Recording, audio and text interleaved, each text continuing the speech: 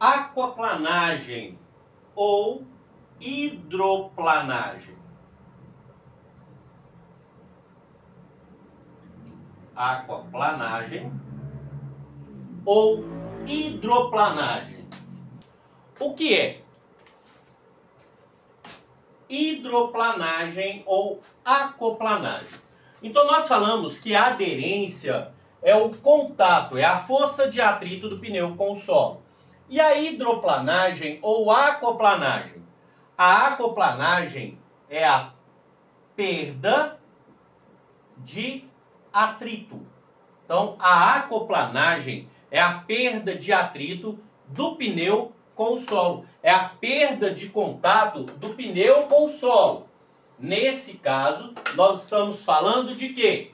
Nesse caso, nós estamos falando de hidro. Nós estamos falando de água.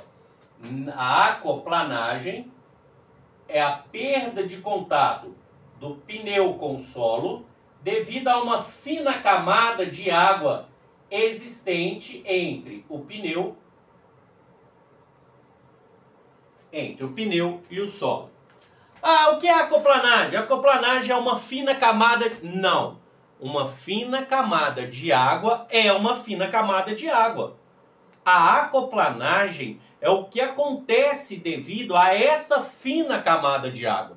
E o que acontece devido a essa fina camada de água? A perda de atrito, a perda de contato entre o pneu e o solo. Então nós temos aqui o solo, uma fina camada de água, e o pneu ele passa a circular por cima da água. Então a aquaplanagem é a perda de atrito do pneu com o solo devido a uma fina camada de água existente entre os mesmos. Então o que provoca a aquaplanagem?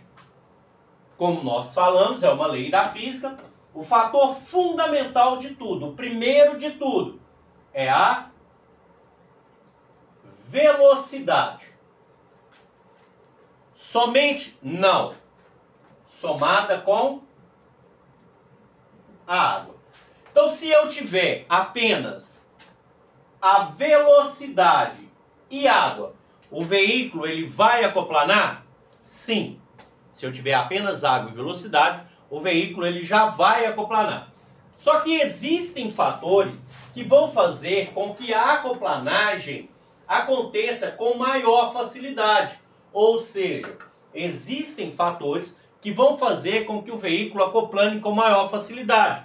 Que é o caso de um pneu largo, o asfalto fino ou liso, um pneu subcalibrado, asfalto plano. Esses são fatores que às vezes vão facilitar, vão fazer com que o veículo aquaplane com maior facilidade. Ah, mas eu já ouvi dizer que o pneu largo, a aderência dele é muito boa. De fato, um pneu largo, a aderência dele é boa. Por quê? Porque ele ocupa maior espaço, ele pega maior parte no solo. Ele pegando maior parte no solo, o atrito, o espaço de atrito é maior. Porém, dentro da aquaplanagem, quando a pista estiver molhada, da mesma forma que ele ocupa um espaço maior, que ele pega um espaço maior no solo, ele vai ter capacidade de pegar mais água.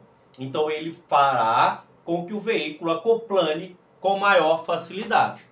Ok? Então a aquaplanagem, perda de atrito do pneu com o solo. O que provoca a aquaplanagem? Velocidade e água. Mas o que pode fazer com que a aquaplanagem aconteça com maior facilidade? O que pode facilitar a aquaplanagem?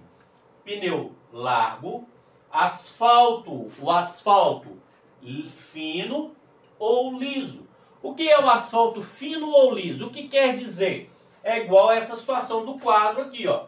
O que me permite escrever e apagar é o fato do quadro ser liso. Se eu tivesse uma parede áspera, eu iria escrever, sim, porém, as pedrinhas que estariam ali na parede, quando eu escrevesse essas pedras, elas iriam segurar a tinta. Então, nesse caso aqui, o asfalto fino, a água ela não vai ter onde esconder. Então, o contato do pneu será diretamente com a água, o mesmo acontecendo no asfalto liso. O pneu subcalibrado. Sobre é muito, acima, sub é pouco. Então, o pneu subcalibrado é o pneu mais murcho. Então, o pneu vai estar mais murcho. O pneu estando subcalibrado, o pneu estando mais murcho, ele vai funcionar, ele vai trabalhar como se fosse um pneu largo. Ele vai ocupar a maior parte do solo. E o asfalto plano? O asfalto, normalmente, as ruas, as estradas, normalmente, elas são desenvolvidas dessa forma. Às vezes, isso é imperceptível a olho nu. Mas, o que acontece? Quando chove, a água ela cai e ela escoa para as beiradas, onde dão ali, no caso, as enxurradas nas laterais. O asfalto plano, ele é um asfalto reto.